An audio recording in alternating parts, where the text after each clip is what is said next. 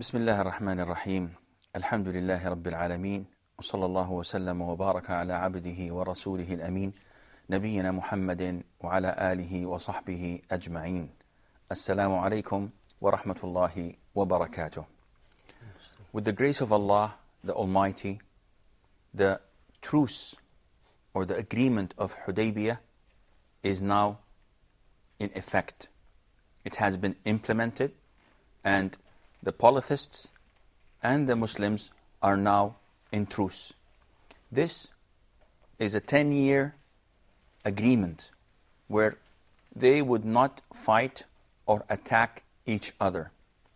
In this great agreement or truce, there are so many things that were made upon the Muslims by Allah Azza wa Jal as obligatory. For example, it was the practice that if a person was wearing his ihram, that he does not commit any of the things that would nullify or would be considered to be prohibited during his ihram, such as shaving the head, cutting the nails, putting perfume, and so on. Ka'b ibn Ujrah, may Allah be pleased with him, who was with the Prophet ﷺ at that time, they were all wearing the clothes of ihram. So they were all at the state of ihram. Ka'b ibn Ujrah had a problem with his hair. He had so many fleas in it, to the extent that because of the length and the long period, he was suffering really bad from that. They brought him to the Prophet ﷺ, carried between two men. And the Prophet ﷺ, once he looked at him, he told him that I didn't think that it was that bad. So he instructed him to shave his head so that he would get rid of these fleas and to pay expiation for that. And that would be either to slaughter one sheep or to feed 6 poor people or to fast 3 days. He may choose any of these 3. And likewise, anyone with a legitimate excuse, if he had to do one of the things that are forbidden in the state of ihram, he may do these things providing that he does one of these 3 expiations. Also, in this journey of the Prophet ﷺ in Hudaybiyah, they had rain one night. And the Prophet ﷺ, after praying Fajr prayer, told the companions that Allah the Almighty revealed to him that the people are divided into 2 divisions or parts. One who woke up this morning believing in me and disbelieving in the stars. And the other part woke up this morning believing in the stars and disbelieving in the Allah, the Almighty. And he explained to us that whomever said that we were rained because of the star of so-and-so, this is a believer of the stars and a disbeliever of Allah. And whoever said that Allah the Almighty has rained us and blessed us with this rain, then this is a person believing in me and disbelieving in the stars. And this shows us a very important branch of monotheism or of Tawheed. Islam is very sensitive to anything that might be associated with Allah the Almighty, in the sense that you may not do anything that would jeopardize your faith and belief, or that would be considered an act of shirk, and that is associating others with Allah. And there are books that talk about this subject. It's a very important subject. For example, if a person joins Allah with another, then this is considered to be shirk verbally. If he intended that this person or this thing is equivalent to Allah, then this becomes the major shirk that Allah Azza wa Jal never forgives. So if someone says that had it not been to the doctor, my son would have died. If he intends that the doctor was a mean of treatment, and he was not the source of treatment, he was just a cause that Allah Azza wa Jal had put, then this is considered to be a verbal form of associating with Allah the Almighty. But if the man said that with the intention that the one who brought the cure and initiated the healing process is the doctor, and did not even pay any attention to Allah the Almighty, this would be blasphemy. This would be associating others with Allah. And it's a very critical issue that a lot of the people tend to neglect or not pay the proper attention to it. And that is why Islam is the only religion that preserves monotheism to that extent. Not even the Prophet ﷺ is to be associated with Allah. Lots of the brothers make a common mistake. They hang in their houses the name of Allah, and next to it the name of Muhammad.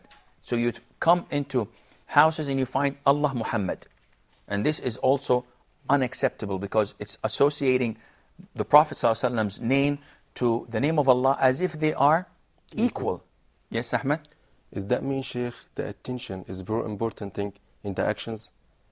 Yes. All your actions depend on your intentions. But, having said that, your actions should also be acceptable by Allah. So, it is not acceptable for a person to claim that his intention is for da'wah, though he is sincere. His intention is 100% for da'wah. But his actions are 100% against Islam. In the sense that if a person goes to a nightclub and sits with a beautiful woman and maybe dance with her or dine with her, and his intention is to call her to Islam. Now his intention is good, but his actions are unacceptable. So this is a different story. We're talking about the actions that are permissible. The intentions make these actions forms of worship, or it nullifies Islam with it. Going back to the Treaty of Hudaybiyah, or the Agreement of Hudaybiyah, one of the things that also took place in that great event was the establishment of the prayer of fear. And what is the prayer of fear? In case a person or a group of Muslims are in great fear of their enemy. And this is exactly what happened when Khalid bin Walid came with 200 riders to attack and defend, so they claim, Mecca from the Muslims. When it was time for prayer, Khalid talked to his companions and told them, let us wait until they pray, and once they're in the midst of their prayer, we come and attack them. Because usually they don't move, they don't do anything that would nullify their prayer. And that is why Allah the Almighty made it for us permissible to pray fear prayer. And this is not the place to describe it, but it divides people into groups. And one group would protect the Muslims, while the other prays with the Prophet ﷺ half of his prayer. And once they finish their half, they conclude their prayer quickly. They go to the watch, and that party or that first group that did not pray goes and prays with the Prophet ﷺ the remaining of his prayer. So both parties would have prayed with the Prophet ﷺ, but half of the prayer. This way, the Muslim army, the Muslim group, would be under protection and under the watch of the group that is not praying. Among the miracles that took place on this great event, as mentioned before, the Prophet ﷺ had one of the dried wells pour with water. And also, on their way back, the companions ran out of the water. And the only water that they had was in a cup for the Prophet ﷺ.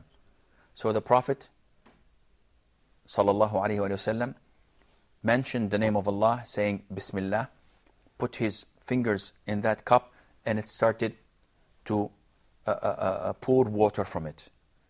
All the Muslims, the whole 1,400 of them, filled their water containers, and they performed ablution. They drank from all of them from that one single cup.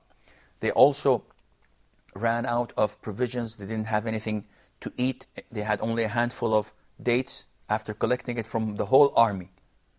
And the Prophet ﷺ also mentioned the name of Allah, and they all ate from it and took parts of it and saved it individually, and alhamdulillah, it was as it is. And these are all from the authentic hadiths of the blessing of the Prophet ﷺ over the food and over the water. And again, whenever you hear such stories and whenever you hear such hadiths, remember that the Prophet is not a magician, sallallahu alaihi wasallam. He is a messenger of Allah, which means that these are all miracles. And there were miracles to all the prophets and messengers of Allah. So he is not an innovator. We have Jesus Christ, peace be upon him, who had lots of miracles. Moses had lots of miracles, and so on. So our Prophet ﷺ was one among his brothers, the prophets and messengers of Allah. We have a short break. Stay tuned. Inshallah, we will be back.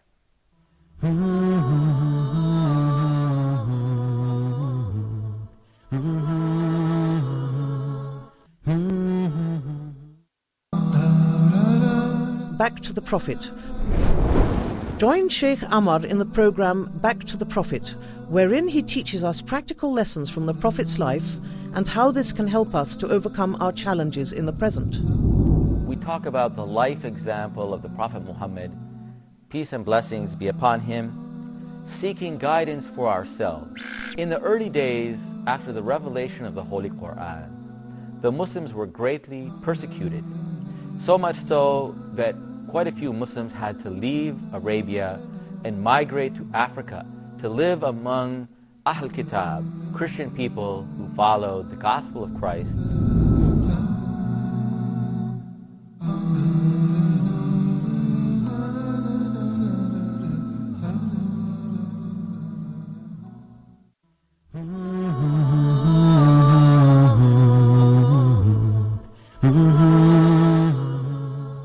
Assalamu alaikum wa rahmatullahi wa barakatuh, and welcome back. One of the greatest things that took place in this great event of the Treaty of Hudaybiyah, that Allah Azza wa Jal revealed to His Prophet a whole chapter with the name of Al-Fath, which means the victory. And in the very beginning, the first verse translated to, "Verily we have granted you a manifest victory." Now, people thought that, give us a break. We think of this treaty as an injustice and something that is not fair to the Muslims. So what victory is it? And if you analyze the events that were accompanying this great event and the things that happened afterwards, you would realize that it was indeed a victory. First of all, one of the most greatest benefits of this treaty was the declaration of the Muslims' presence and their power. Before this treaty, the polytheists of Quraysh would not admit that Muslims had power and had a sovereign state of their own, would not agree on treating the Muslims as civilized people, someone that is possible to communicate with. They thought of them as insects. They don't have any rights. They had no rights, and they thought of the Muslims as people that needed to be killed and punished, renegades. Now, Quraysh, the people of Mecca, are recognizing the Muslims as a sovereign state, and also they are declaring to the whole world that we are unable to fight and resist the Muslims. That is why we have to have a truce with them. Otherwise, they would have annihilated them. Is this not similar to what we see today, Sheikh? There's many small groups trying to bring Islamic states around, and they are rejected for this. This is almost similar, but it all depends on the sincerity of these groups. Because we know for a fact, if you are sincere, and if you are following the Sunnah, and you want the name and the word of Allah to prevail, that Allah will grant you victory. This would not come at an easy price. It would not come without putting so much effort. This has to come on the shoulders of men who are willing to sacrifice their own lives and their own property in the name or for the name of Allah the Almighty. And once Quraysh recognized the power of the Muslims, immediately the tribe of Khuza'ah went into the alliance of the Muslims because now it was crystal clear that they can declare this. We know that Khuza'ah were the allies of the Prophet ﷺ and the Muslims, but it was not declared. It was kept in the secret. But now, because of this treaty, they can do that in the open. Among the benefits of this treaty was to prove to the whole world that the people of Quraysh only thought of themselves. And why is that? Because one item of the treaty was that whoever goes from the people of Quraysh to the Muslims must return him back. But they didn't mention anything about other tribes. This meant that the people of Quraysh were only thinking of themselves. They could care less if the whole of Arabia reverted to Islam and accepted it. And this shows you how arrogant they were, because they were only a small minority among the different tribes of Islam, of the Arabs. But they only thought of themselves. Among the benefits of this great event, that the number accepting Islam was far, far greater than when they had the war going on between them. How is that? The scholars say that if you look at those who were with the Prophet ﷺ on the treaty or on the agreement of Hudaybiyah, how many were there? 1,400. 1,400. And less than 2 years later, when the Prophet ﷺ conquered Mecca, how many men did he have with him? 10,000. 10,000. So imagine the number of people accepting and reverting to Islam during this period of truce, which makes it a victory to Islam and to the Muslims. And that is why the companions of the Prophet ﷺ used to talk to their companions, the followers of the companions, and tell them that you think and believe that the victory in this chapter of the Quran, Surah Al-Fath, you think that this is conquering Mecca. And it is not. We, as the companions of the Prophet ﷺ, consider the Treaty of Hudaybiyah the victory that Allah Azza wa Jal had granted to the Prophet ﷺ and to the Muslims. And why is that? Because the number of Muslims grew tremendously in this after this treaty. No one was approached with clear mind and introduced to Islam without accepting it. Everybody who had a single and, well, not a single, that is, who had sense, who had a mind of his own, and who was unbiased, once they introduced Islam to him, he would accept it immediately. It was time to meet the polytheists, to debate them, to introduce Islam to them, and inshallah, by the grace of Allah, they will accept Islam.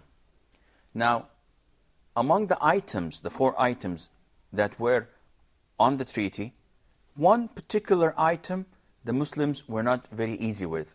Do you know which item, Abdullah? Yes. I believe it's the one where if anyone came from Quraysh to Medina, they must return him back. Yes. If anyone accepted Islam from the people of Quraysh and went to the Muslims, it was obligatory, according to this agreement, that the Muslims return him back to the people of Quraysh. The Muslims were not easy. They were not at ease with this because they thought that it was unfair. Yet, subhanallah, the wisdom was manifested few months later. And that was when one of the Muslims migrated to Medina. His name was Abu Basir. And 2 men, polytheists, came, followed him to the Prophet ﷺ and told the Prophet ﷺ, in accordance to our agreement, Abu Basir must come back with us. Abu Basir shouted and cried, Muslims, do not allow them to get me back to Mecca because they are going to torture me until I reject Islam. Come on, protect me, accept me among you. The Prophet ﷺ looked at him and told him, have patience, Abu Basir. Allah the Almighty will relieve you of your calamity soon, but be patient. And they took him and went back to Mecca. On the way, they rested for a while. They set camp. And Abu Basir, may Allah be pleased with him, pretended that, okay, you're taking me back, so what?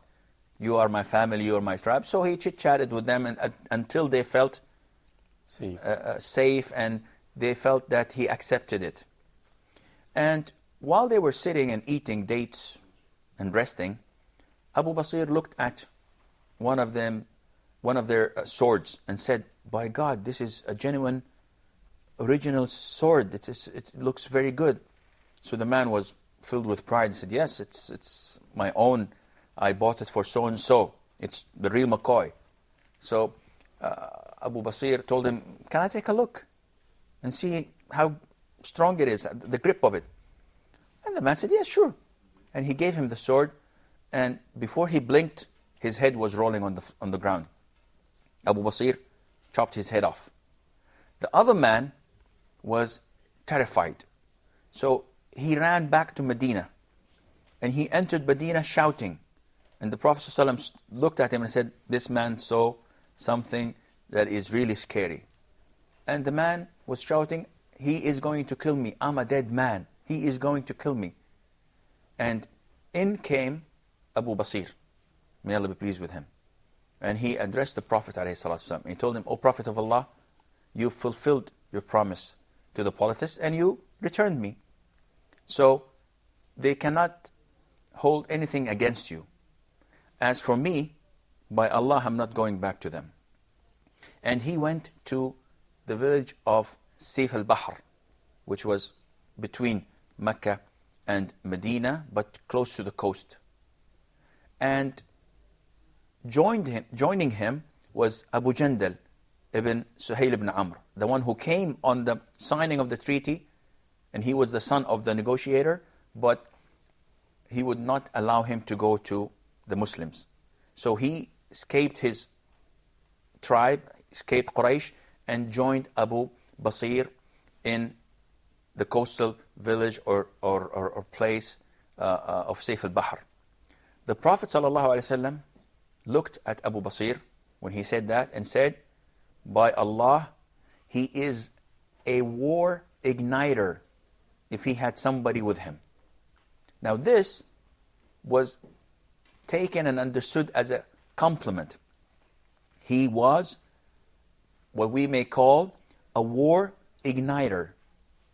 So the companions understood that the Prophet ﷺ is encouraging those who are oppressed in Mecca to flee their country but go to join him, not to come to Medina, because if they come to Medina, the Prophet ﷺ was obliged and forced to return them back. So whoever accepted Islam from Mecca migrated to Abu Basir until he gathered about 70 men, and they used to intercept every single commercial caravan that passed by them. So at the end of the day, the polytheists did not gain anything, so they sent their invoice to the Prophet ﷺ telling him that this item of the treaty is cancelled. So anyone who wants to come to Medina, let him come to Medina, and we have no problem. You don't have to return them back to the people of Quraysh. I believe that this is all the time we have for today's program. Until next time, fi amanillah. Wassalamu alaikum wa rahmatullahi wa barakatuh. Mm-hmm.